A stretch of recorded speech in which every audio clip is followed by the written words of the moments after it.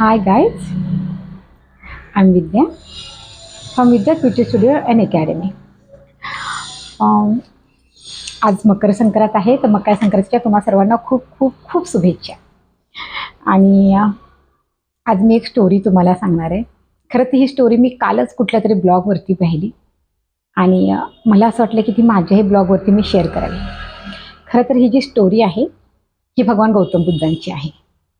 Okay, story कशी आहे की एक कासव माहिती आहे ना, आपण पाण्यात राहतं. कासव पाण्यात राहतं, तर आणि पाण्यात ते वर्षानुवर्ष राहतं. कधीतरी ते मान वरती काढतं, कधी नाही. तर आपण एक असं गृहीत धरूया की जे कासव जे पाण्यात राहतं ते 100 वर्षातनं एकदाच वरती येतं. एक कल्पना करूया आपण अशी, 100 वर्षातनं एकदाच ते कासव वरती येतं. परंतु त्यापूर्वी आपण असं करूया की एखादा लाकडी फळी अशी घेऊया आणि त्याला होल पाडूया आणि ते लाकूड पाण्यात टाकून देऊया आणि अशी अपेक्षा करूया की जेव्हा कधी ते कासव त्या पाण्यातून वरती येईल तेव्हा त्या लाकडी ओंडक्यातून किंवा त्या लाकडीला जे होल पाडलेलं आहे त्यातून ते वरती यावं, त्यातून त्याची मान वरती यावी. तर हे शक्य आहे का? पुन्हा सांगते समजल्यानुसार की लाकडाची फळी आहे, लाकडाच्या फळीला आपण होल केलेला आहे ज्यातून ते कासवाची मान वरती येऊ शकते एवढं. आणि मग आपण ती फळी टाकून दिली पाण्यामध्ये, म्हणजे प्रचंड मोठ्या तलावामध्ये टाकून दिलं, कारण आपल्याला माहिती आहे त्या तलावामध्ये कासव आहे. आणि जेव्हा कधी ते कासव वरती येईल तेव्हा त्याबरोबर त्या फळीतून त्याचे मान वरती येईल. तर असं शक्य आहे का? साहजिक असं शक्य नाही आहे. आणि झालं तर फार रेअर आहे, फार रेअर. मग भगवान गौतम बुद्ध म्हणतात मानवी आयुष्य सुद्धा इतकंच रेअर आहे. माणसाचं जे आयुष्य आहे ना ते सुद्धा इतकंच रेअर आहे. त्यामुळे पुढचा जन्म, मागचा जन्म यापेक्षा ह्या जन्मात मी काय करू शकतो हे प्रचंड महत्त्वाचं आहे. ह्यातला एक एक सेकंद, एक एक मिनिट, मी म्हणते सेकंदामधला सुद्धा सेकंद प्रचंड महत्त्वाचा आहे. आज तर आपण बघतोय महाराष्ट्राची काय अवस्था झालेली आहे, किंवा प्रचंड पूर्ण देशाची म्हणेल मी, का महाराष्ट्र आपला देशही आपलाच आहे. फार विचित्र अविचारांची म्हणजे विचार न करणाऱ्यांची संख्या वेगाने वाढत आहे. बघा, मी जसं आता सांगितलं की ह्या स्टोरीप्रमाणे मानवी जन्म हा फार रेअर आहे. मग तो असाच खर्च करायचा का?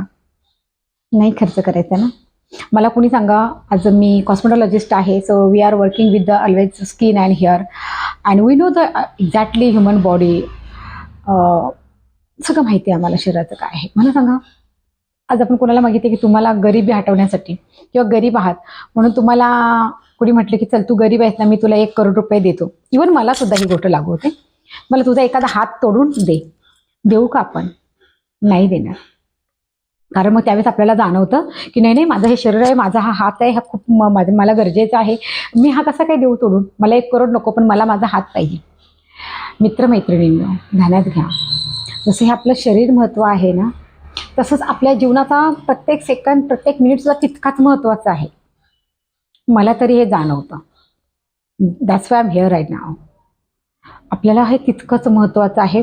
शरीराला जेवढी व्हॅल्यू देता ना तेवढी तुमच्या ब्रेनला पण तेवढीच व्हॅल्यू द्या, की तुमचा ब्रेन हा तुमच्या विचाराने चालला पाहिजे. तुम्हाला काय करायचं, काय नाही करायचं हे तुम्ही ठरवलं पाहिजे, इतरांनी नाही. मग ती कुठलीही गोष्ट असो, चांगली वाईट कोणतीही गोष्ट, ती तुम्ही ठरवली पाहिजे. इतरांनी सांगितली म्हणून करू नये. मला तर नाही आवडत. मी तर त्या मताची बिलकुल नाही आहे. कारण आता माझ्या आयुष्याची स्टोरी नाही सांगत, but I am so positive lady. मला कधीच असं वाटत नाही की त्याने सांगितलं किंवा तिने सांगितलं म्हणून मी ऐकू, बिलकुल नाही आहे. पुन्हा सांगते, कितीही करोड रुपये कोणी दिले ना तर आपण आपली मान नाही कापून देणार, आपण आपला हातपाय नाही कापून देणार. मग हा विचार कशाला देता यार? तो तर विनाकारण आपण वापरतो, त्याचे तर पैसेही मिळत नाहीत आपल्याला. कोणी काही सांगतं नाही, आपण ऐकत सुटतो.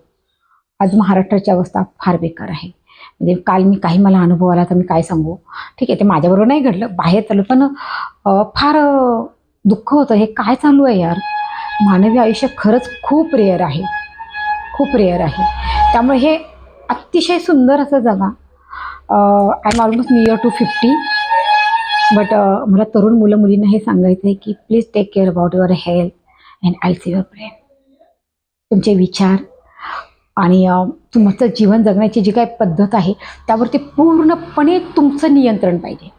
इतरांचं नाही. नेता, अभिनेता, श्रीमंत, गरीब, काळा, गोरा, काहीही तो त्याच्या घरी, तुम्हाला त्याच्याशी काही देणं घेण्यात आले नाही. You have to only focus on your goal, your future, education, not another. Because your good life will be beneficial for you. Please. खरं तर खूप काही बोलायचं असतं, पण इंग्लिशमधनं बोललं की परत लोकांना ते वाटतं की अरे तुम्ही इंग्लिशमधनं बोलता आणि मग परत आम्हाला प्रॉब्लेम होतो. But I am trying to share that की जीवन खूप अनमोल आहे, त्याला खूप छान जगा. अनेकदा आपण असं बघतो की कुणीतरी छान व्हिडिओ टाकलेला असतो. हल्ली रील्सचा जमाना आहे, मी पण स्वतः टाकते. माझ्या तर अजून कुणी कमेंट्स केलेल्या नाहीत, कारण मी आता जस्ट हे सोशल मीडिया वापरायला लागले, कारण मला कधी ते आवडत नव्हतं.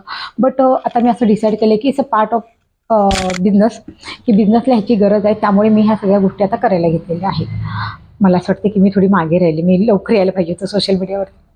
एनिवे, सो मला खरंच या गोष्टी खूप चांगल्या, म्हणजे काल तरुण मुलं मुली होती रस्त्याने, आणि काय त्यांचे विचार आणि काय, आणि मुळात ते त्यांचे विचार नव्हते. अरे उसने ऐसा बोला, अरे इसने ऐसा बोला, ते त्याचं तो ये नेता ऐसा.